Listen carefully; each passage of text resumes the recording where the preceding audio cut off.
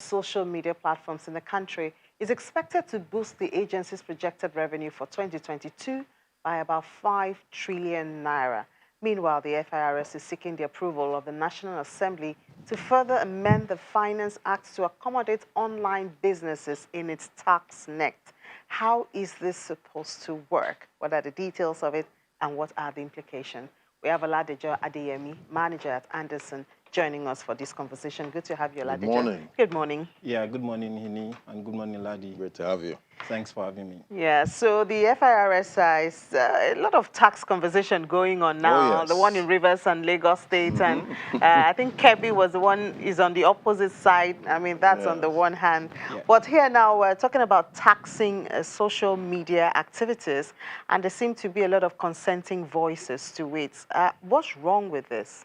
Okay, like you rightly said, these are interesting times. Yep. You know, quite a number of things are happening in the tax space. And specific to this issue, you know,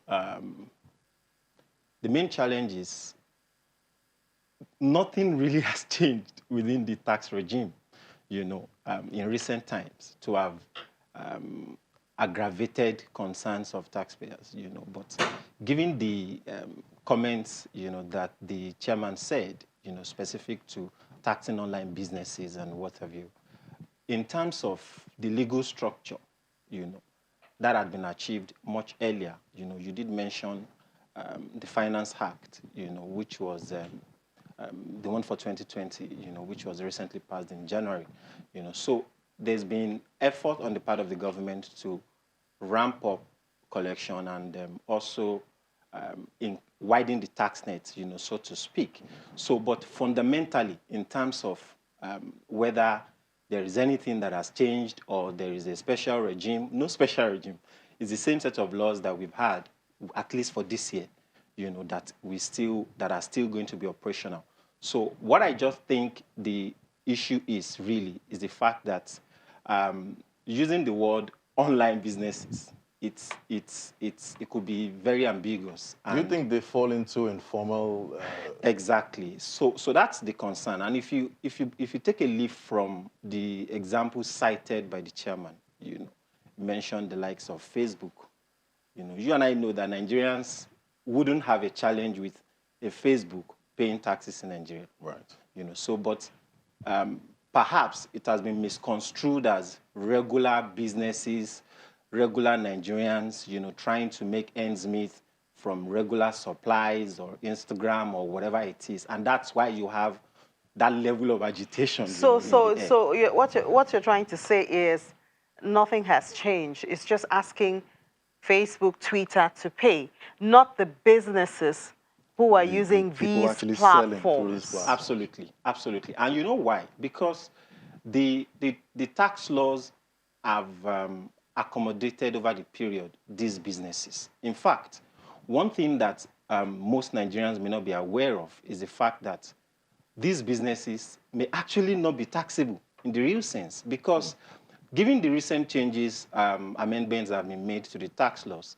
the rates, at least for corporate income tax, for instance, which is the mainstay, you know, or the main concern, the rates have now been graduated such that certain businesses with specific amount of revenue, say less than 25 million, will now have 0%, you know, as tax rate. So the challenge really is in how much of that information is out there, you know, compared to what is hitting the wave in terms of, online businesses are going to pay taxes. So there seem to be some sort of lack of alignment with what you have in the law and what people are taking from it. Because in the real sense, if I'm a business, I'm a small business owner, I'm running and you're my business, using and you're doing online business, running your business online. Exactly, and I'm using every tool possible, you know, for me to use.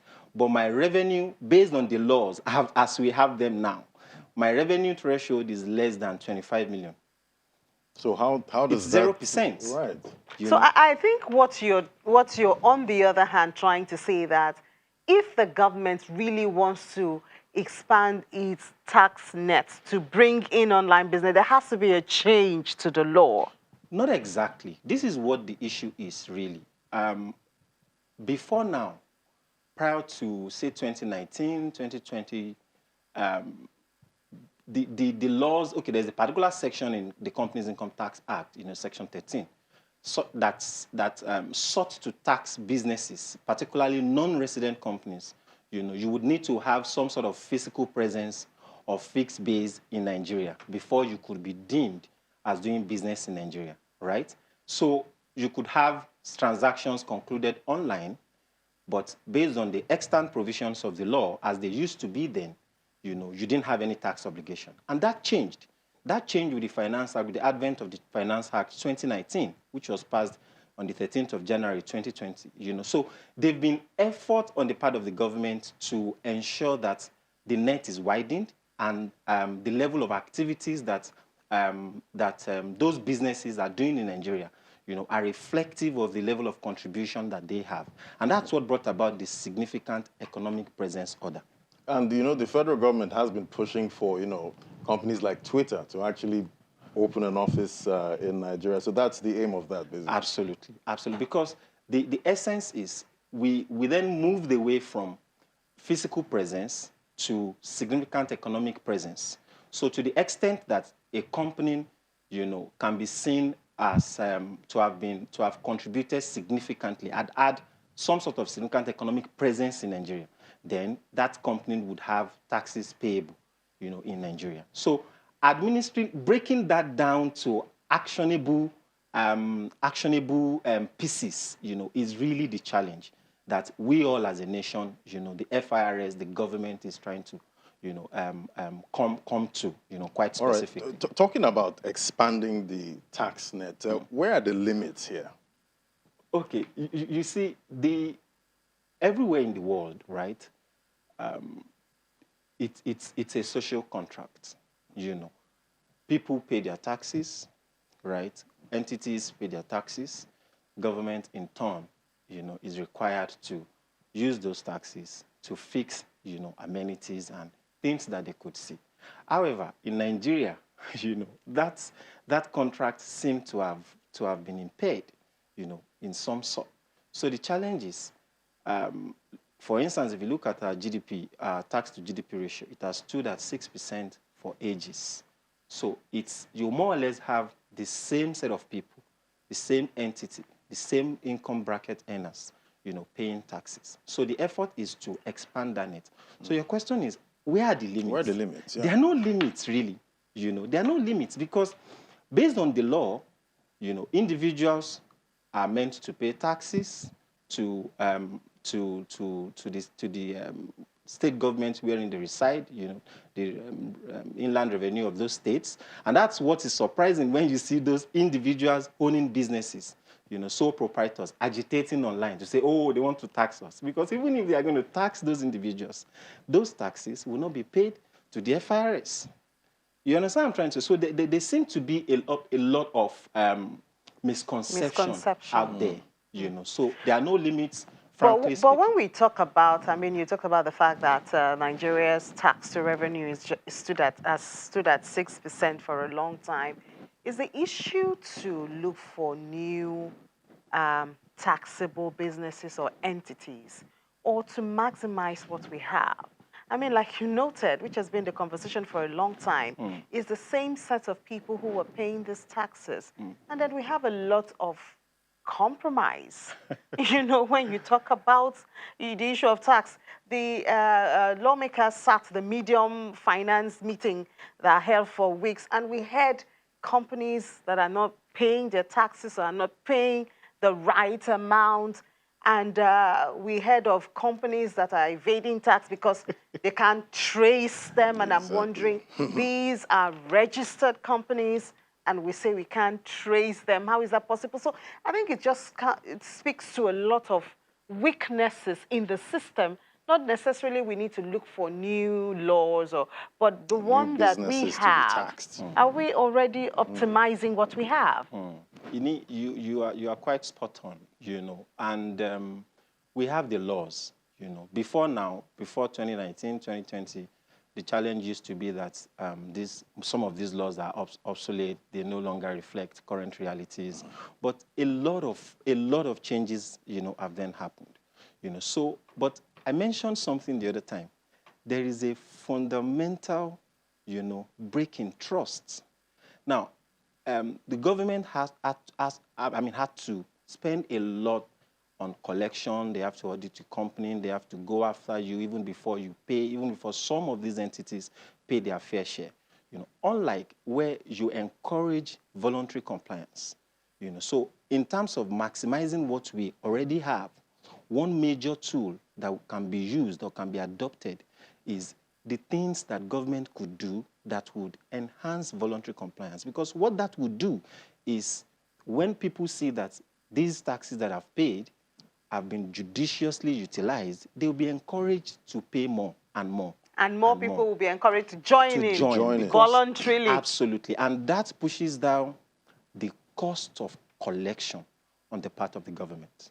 So it's everybody has to play a part, basically. Absolutely. The government, businesses, absolutely, to make sure. Okay. So what else did the Financial Act bring into the scene?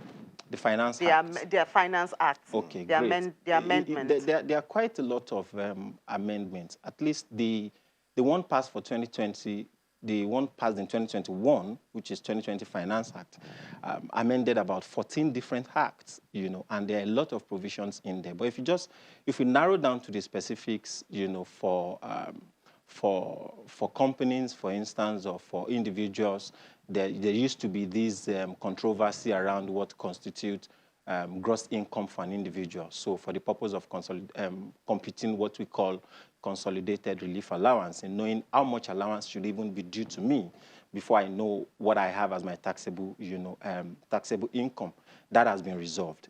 There's a provision there that spells out, specifically what gross income should be, and those kind of clarifications, have now been introduced, So there's a lot happening in terms of. And there was something about electronic absolutely usage also. Yeah. So given that the government is looking for ingenious ways as it were, to bring in the money, You want to talk about, I've talked about the significant economic presence order. How to action some of those things will require some reliance on digital platform and assistance, with technology. Now, some of the challenges that they've run into in the past, was that you couldn't deploy these things because you don't have legal backing for them.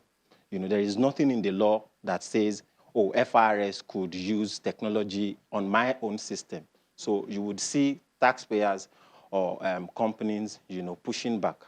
So they then sat back to say, oh, if we amend a particular section in the FRS Establishment Act, which is, I think, Section 25, there are about 3 new provisions there that then gives the FRS the powers, to be able to rely on technology, so much so that the reliance of technology can assist collection, and that's what you see with Tax Pro Max. The filing that was done for this year, for instance, you couldn't just walk into the bank and make payments. So things are closing up, but Nigeria, it's a developing country, right? So it will take a while. So things are closing up. Things will keep developing. Exactly, yeah. Exactly. All right, thank you so much, Oladejo Adeyemi, manager at Anderson, for sharing your thoughts with us on the proposed taxing of social media. Thank you for having me. Thank you. And enjoy the rest of your day. You too. Thank you. So we'll take a break now. When we come back, we can go straight to the AFEX commodities market. Do join us. It's Business Morning on Channels Television.